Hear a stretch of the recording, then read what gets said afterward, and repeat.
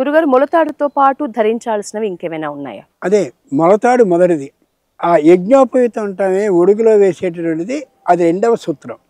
పిల్లలు భయపడకుండా ఉండేందుకు తల్లి రక్షణ కోసమని లలితా సహస్రనామాన్ని చదివి కట్టేది తాయి ఎత్తు తాయెత్తు, అది మూడోది.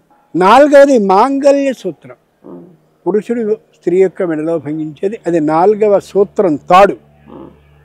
ఐదవది ఏ కార్యక్రమం మనం చేస్తున్నామో ఆ కార్యక్రమం సమయంలో చేతికోటి కడతారు, రక్షాసూత్రం, దాన్ని రక్షాబంధనం అంటారు.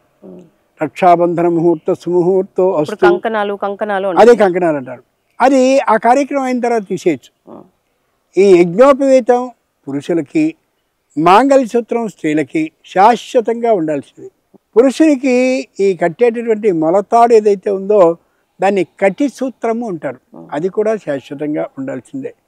అంచేతనే శ్మశానానికి వెళ్ళిన తర్వాత దాన్ని తెంపేస్తారు, అక్కడితో అయిపోయింది జీవితం అనే. తాయెత్తు ఆ పిల్లలకి భయం తొలగిన తర్వాత తీసేస్తారు. ఈ 5 సూత్రాల్లోనూ ఈ మాంగళ్య సూత్రం యజ్ఞోపవీతం శాశ్వతంగా ఉండాల్సింది, మొలతాడు వ్యక్తి అయిపోగానే తీసేస్తారు. కాబట్టి 3 సూత్రాలు తీసేసేవి, 2 సూత్రాలు ఉండాల్సింది.